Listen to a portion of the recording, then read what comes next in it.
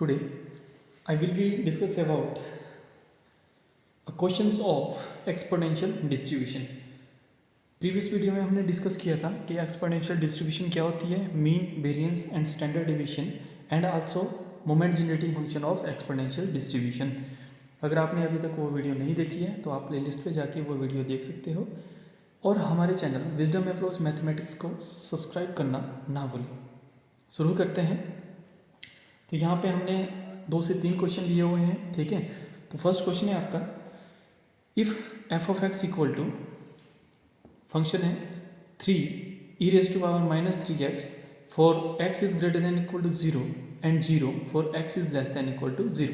फिर x is greater then 0 पे ये फंक्शन है, एक्स इज लेस देन पे ये फंक्शन है, ठीक है। तो आपने फाइंड आउट करना है first probability of x is greater than equal to 4, ठीक है। सेकंड मीन फाइंड आउट करनी है, थर्ड आपने वेरिएंस फाइंड आउट करना है, ठीक है। तो बच्चों जो आपके पास वैल्यू दी है ना, अब यहाँ पे देखो probability of x is greater than equal to 4, ठीक है। और यहाँ पे बोला है कि x is greater than equal to 0 पे ये फंक्शन रहेगा, ठीक है। तो यहाँ पे आप देखोगे कि देखो यहाँ पे x इज ग्रेटर देन अगर 0 पे बोला है, ठीक है, तो उसका मतलब क्या है 1 2 3 4 एंड सो ऑन इन्फिनिटी, ठीक है। ये है आपकी x की वैल्यू, है ना। अब जो फर्स्ट पार्ट है वहाँ पे बोला गया है कि probability of x is greater than and equal to 4, ये बोला गया है, ठीक है। अब देखो इसकी और इससे आगे जो भी आपके पास लिमिट आएगी, ठीक है, उसका जो फंक्शन है वो कितना है 3 e raise to power minus 3x, ये फंक्शन है, ठीक है।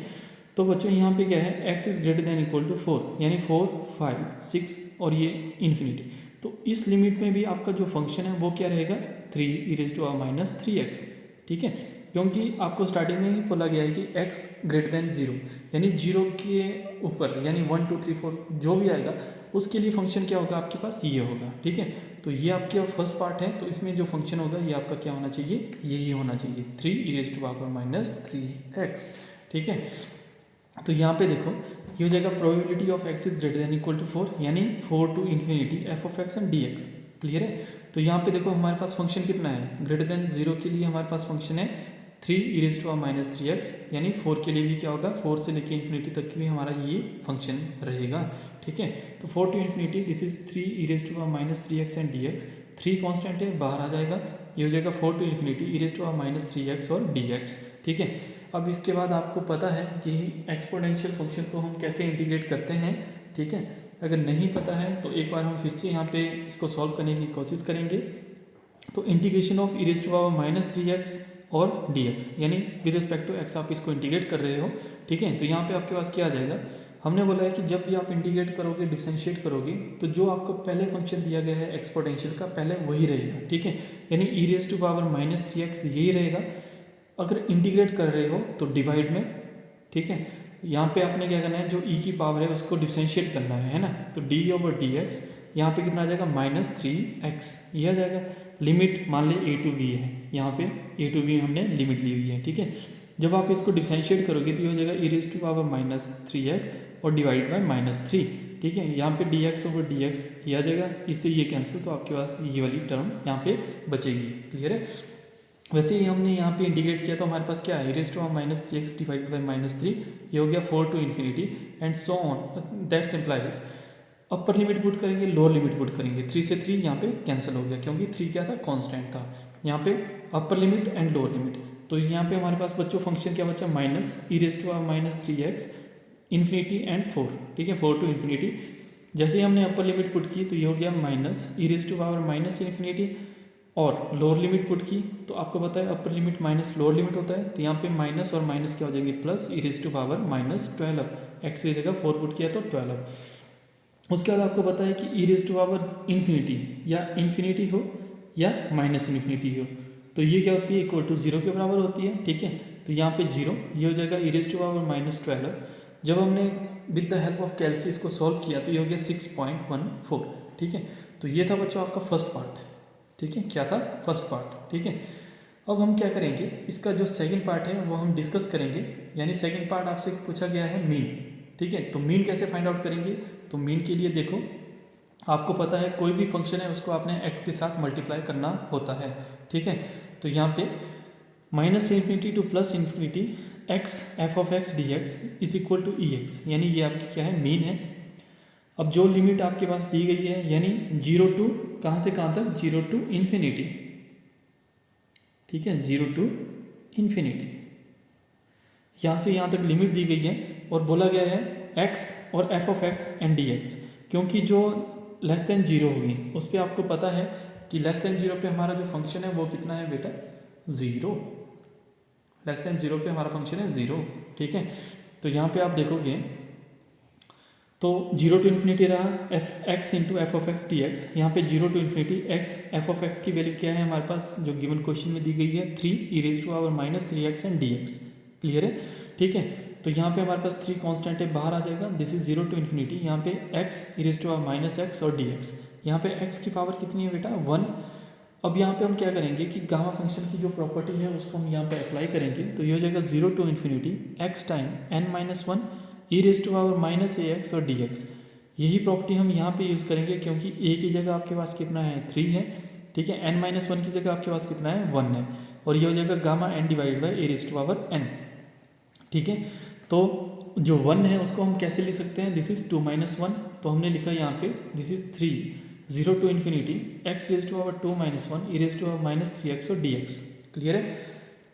इस वाले फॉर्मूले को यहाँ पे अप्लाई किया, ठीक है, यानी कंपेयर किया और अप्लाई किया, तो हमारे पास राइट हैंड साइड में देखो यहाँ पे क्या आ जाएगा, this is equal to 3.3 into gamma 2, यानी n की जगह कितना है, 2 है, तो गामा 2 डिवाइडेड बाय यहाँ पे ए रेज टू आवर n, यानी 3 रेज टू आवर 2 आ जाएगा, ठीक है।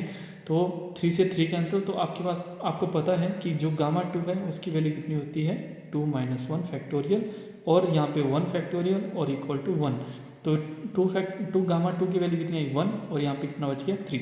तो बच्चों ये इस क्वेश्चन की जो मीन है वो कितनी आ गई, 1/3।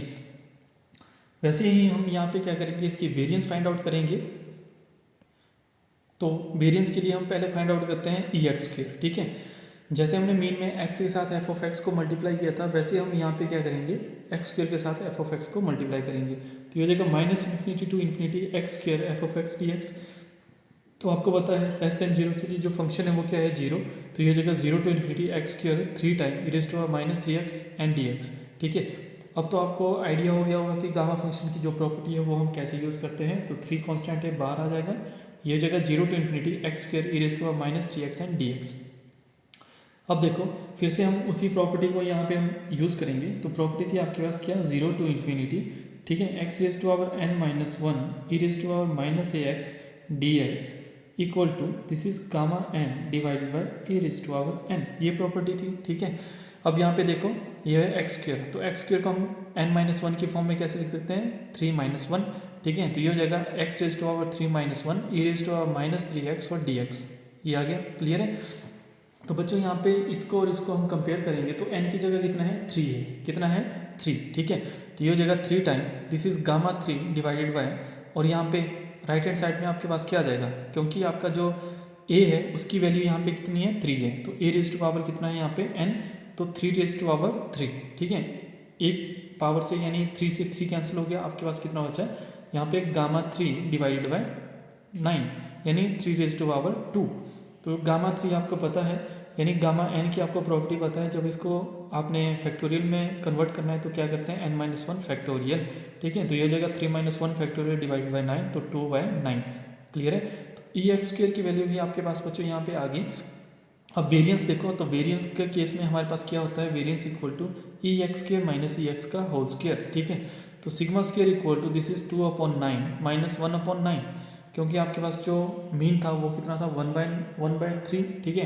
तो उसका स्क्वायर करेंगे तो 1/9, 9 आपका एलसीएम आया 2 माइनस 1, और 1/9 है वो आपका क्या आ गया यहाँ पे, वेरिएंस, ठीक है। वैसे अगर आपने यहाँ पे स्टैंडर्ड डेविएशन फाइंड आउट करना होता है या पूछा होता आपसे, तो कितना जाना था, स्टैंडर्ड डेविएशन क्या होता है आपका, अंडरूट ऑफ वेरिएंस होता है, ठीक है। तो ये हो जाएगा 1/9 का अंडरूट, तो 1/3 आपका क्या होता है यहाँ पे, स्टैंडर्ड डेविएशन होना था, ठीक है। तो ये तो था बच्चों आपका first question. Second question discuss करते हैं, और बहुत इंपॉर्टेंट है, कई बार आपके एग्जाम में भी आ चुका है, ठीक है। तो सेकंड क्वेश्चन है, find the moment generating function of the exponential distribution where f of x equal to 1/c e raise to power minus x/c और जो x की वैल्यू है वो कहाँ है, 0 to इन्फिनिटी, ठीक है। यानी जो 0 से इन्फिनिटी यानी x इज़ ग्रेटर देन 0 पे आपका फंक्शन ये है, x इज़ लेस देन 0 पे आपका जो फंक्शन है वो क्या है, 0 है, ठीक है। यानी अगर आप इसको ऐसे देखना चाहें तो x greater than and equal to पे आपका जो फंक्शन है वो 1/c -xy/c है, और x इक्वल लेस देन 0 पे आपका जो f(x) है यानी जो फंक्शन है वो कितना है, 0। जैसे आपने इसकी डेफिनेशन पढ़ी थी तो उसके अकॉर्डिंग आपके पास ये फॉर्म बनती है। आपने क्या करना है, यहाँ पे मीन और स्टैंडर्ड डेविएशंस फाइंड आउट करने हैं, ठीक है। तो पहले आपको क्या बोला है क्वेश्चन में कि आपने इसका moment generating function find out करना है। तो बच्चों इसका मोमेंट जनरेटिंग फंक्शन कैसे फाइंड आउट करेंगे, तो देखते हैं। Solve the moment generating function about the origin. तो ये हो जाएगा m0t, जैसे mxt था तो x की जगह हमने क्या पुट कर लिया, इक्वल टू 0, ठीक है। अबाउट द ओरिजिन ले रहे हैं, क्लियर है, ठीक है, ठीक है। तो ये जगह 0 to इन्फिनिटी यानी जो हमारे पास लिमिट दी है e⁻xt, ठीक है। और मोमेंट ये जो फंक्शन है इसको हम ऐसे भी लिखते हैं e⁻tx, ठीक है, ऐसे भी लिखते थे मोमेंट जनरेटिंग फंक्शन को। अभी हमने प्रीवियस वीडियो में डिस्कस किया था एक्सपोनेंशियल डिस्ट्रीब्यूशन का मोमेंट जनरेटिंग फंक्शन, तो वैसे ही आपने ये क्वेश्चन भी करना है, ठीक है। तो ये होता था, इसको आपने f(x) के साथ आप ये वाली जो टर्म है इसको मल्टीप्लाई करते थे, ठीक है। तो ये आ गया 0 to infinity e⁻tx f(x) and dx, ठीक है। तो नेक्स्ट जो आपके पास फंक्शन दिया है, कुछ भी हो सकता है यहाँ पे फंक्शन, है ना। तो यहाँ पे जो फंक्शन दिया है वो आपने यहाँ पे पुट करना है। तो ये हो गया 0 to infinity e⁻tx 1/c e⁻x/c and dx। अब 1/c क्या है, कांस्टेंट है तो इंटीग्रल से बाहर आ जाएगा। यहाँ पे हमारे पास क्या बचेगा बच्चों, this is equal to 0 to infinity e⁻. अब यहाँ पे देखो e⁻tx है, यहाँ पे e⁻xy/c है। तो जब x हम कॉमन लेंगे तो यहाँ पे हमारे पास क्या आ जाएगा, दिस इज e⁻t-1/c और ब्रैकेट के बाहर x, क्योंकि बेस में पावर ऐड हो जाएगी। जैसे पावर ऐड करोगे तो x कॉमन है उसको हम बाहर लिखेंगे तो हमारे पास ये वाली टर्म आएगी, ठीक है। तो यहाँ पे कितना आएगा 1/c। अब इस वाली टर्म को जब हम इसको इंटीग्रेट करेंगे तो हमने आपको पहले भी बताया कि इसको कैसे इंटीग्रेट करते हैं। तो यहाँ पे देखो ये आपके पास क्या है, this is integration of e⁻, यहाँ पे t-1/cx, ठीक है, और यहाँ पे dx है, क्लियर है। तो इसको जब आप इंटीग्रेट करोगे तो यहाँ पे कितना आएगा, पहले जो फंक्शन है वही रहेगा e⁻t-1/cx और डिवाइडेड बाय जो ये पावर है इसको आप डिफरेंशिएट करोगे विद रिस्पेक्ट टू x, तो ये कांस्टेंट है। तो यहाँ पे आपके पास कितना आ जाएगा, दिस इज t-1/c, ठीक है। और जो लिमिट है आपके पास मान लो a to b, तो वो आपके बाहर आ जाएगी। तो वैसे ही हमने यहाँ पे भी किया हुआ है, दिस इज t-1/c और जो लिमिट है वो होगी 0 to इन्फिनिटी, ठीक है। तो यहाँ पे 1/c और यहाँ पे क्या हो जाएगा, अपर लिमिट पुट करेंगे लोअर लिमिट पुट करेंगे, तो बच्चों यहाँ पे देखो आपके पास क्या आ जाएगा, this is e⁻ divided by जो डिनोमिनेटर था t-1/c minus e⁻0 divided by t-1/c, ठीक है। तो आपको पता है कि e⁻0 यानी इन्फिनिटी क्या होता है, 0 होता है, और e⁻0 क्या होता है आपके पास 1 होता है। वैल्यू पुट करेंगे तो 0 डिवाइडेड बाय समथिंग क्या होता है आपके पास 0, और 1 डिवाइडेड बाय तो आपके पास ये वाली टर्म रह जाएगी यहाँ पे, क्लियर है। इसको मल्टीप्लाई करेंगे तो देखो आपके पास क्या आ जाएगा, मल्टीप्लाई भी करना है और साथ में जो डिनोमिनेटर इसको सॉल्व भी करना है। तो जैसे हमने इस डिनोमिनेटर को यहाँ पे सॉल्व किया तो यहाँ पे आपके पास क्या था t-1/c, ठीक है। इसको जब सॉल्व किया तो यहाँ पे कितना आ गया, एलसीएम c आ गया, तो tc-1, ठीक है, ये आ जाएगा, क्लियर है। अब देखो अब जो ये ऊपर 1 था तो डिनोमिनेटर का डिनोमिनेटर यानी ये टर्म है ये कहाँ चली जाएगी, आपकी ऊपर चली जाएगी, ठीक है। तो ये बन जाएगी c/tc-1, ठीक है। तो वही टर्म यहाँ पे लिखी हमने, दिस इज माइनस यहाँ पे ऑलरेडी था, तो c/tc-1, c से c कैंसिल, तो यहाँ पे आपके पास कितना आ गया, this is -1 divided by ct-1। अब आपने क्या करना है, जो माइनस साइन है इसको निगलेक्ट करना है। तो यहाँ पे हम क्या करेंगे, जो डिनोमिनेटर है वहाँ से माइनस कॉमन लेंगे तो बच्चों हमारे पास आएगा, तो यहाँ पे हमारे पास आएगा दिस इज 1/1 - ct, यानी माइनस कॉमन लिया तो माइनस से माइनस कैंसिल, तो 1 - 1/ct। इसको जब हम ऊपर ले जाएंगे यानी जो डिनोमिनेटर है उसको हम ऊपर ले जाएंगे तो हमारे पास आ जाएगा 1 - ct⁻⁻1, यानी ये क्या लगी आपकी बाइनोमियल लग जाएगी यहाँ पे, है ना। और यहाँ पे -1 है यानी नेगेटिव बाइनोमियल लगेगी यहाँ पे, जो आपके पास फॉर्मूला होता है, ठीक है। तो जैसे हम इसको ओपन करेंगे इन टर्म ऑफ बाइनोमियल, क्योंकि जो इंडेक्स है आपका वो क्या है, नेगेटिव है, ठीक है। नेगेटिव इंडेक्स कब होता था आपका, नेगेटिव बाइनोमियल में, ठीक है। तो यहाँ पे देखो जब इसको ओपन करोगे तो आपके पास कितना आएगा, 1 + ct + c² t² + c³ t³ plus so on infinity, ऐसा आएगा, ठीक है। तो बच्चों ये क्या है आपका, this is moment generating function of, जो आपके पास गिवन क्वेश्चन दिया था उसका मोमेंट जनरेटिंग फंक्शन आपने इस तरह से निकालना है, ठीक है। इससे पहले भी हमने वीडियो में डिस्कस किया था कि अगर आपके पास मोमेंट जनरेटिंग फंक्शन है तो वहाँ से आप मीन और वेरिएंस कैसे फाइंड आउट कर पाते हो, ठीक है। तो देखो यहाँ पे हमारे पास मोमेंट जनरेटिंग फंक्शन है, ये आपने मीन फाइंड आउट करनी है, तो मीन इक्वल टू यानी ex इक्वल टू 1/dt, क्योंकि t की फॉर्म में तो 1/dt, mxt यानी मोमेंट जनरेटिंग फंक्शन, और लास्ट में हम क्या करते हैं, t इक्वल टू 0 पुट कर देते थे, ठीक है। तो यहाँ पे d/dt, अब मोमेंट जनरेटिंग फंक्शन यहाँ पे ये है हमारे पास, तो ये हो जाएगा 1 + ct + c² t² + c³ t³ plus so on infinity, और यहाँ पे t इक्वल टू 0, ठीक है। अब आपने क्या करना है बच्चों, इसको आपने डिफरेंशिएट करना है। तो जैसे आप इसको डिफरेंशिएट करोगे, यहाँ पे क्या है, c जो है वो क्या है, कांस्टेंट है, आपने सिर्फ t की डिफरेंशिएशन करनी है।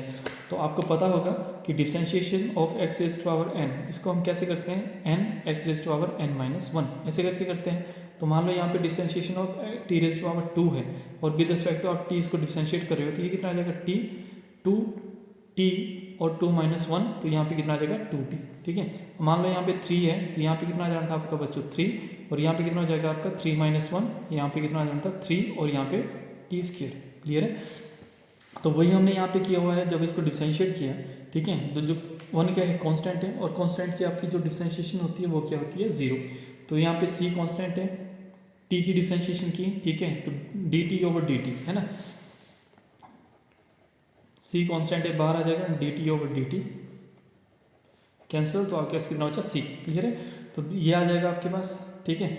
अब देखो दो c प्लस इसको डिफरेंशिएट किया तो 2c² t प्लस इसको डिफरेंशिएट किया तो 3 time c³ t² plus so on and t equal to 0। अब जैसे हमने इसको डिफरेंशिएट किया तो उसके बाद हम क्या करेंगे कि t को 0 पुट कर देंगे, जहाँ जहाँ पे t है वहाँ पे 0 पुट किया, तो आपके पास जो इसकी जो मीन आई वो कितनी होगी यहाँ पे c, क्योंकि बाकी टर्म 0 बन जाएगी, तो यहाँ पे कितना आ जाएगा आपका c। वैसे ही आपने ex² फाइंड आउट करना है, तो ex² के केस में क्या होता है कि d²/dt² m0t, यानी आपने जो मोमेंट जनरेटिंग फंक्शन है उसको 2 बार आपने क्या करना है, यहाँ पे डिफरेंशिएट करना है, और लास्ट में t इक्वल टू 0 पुट कर देना है, ठीक है।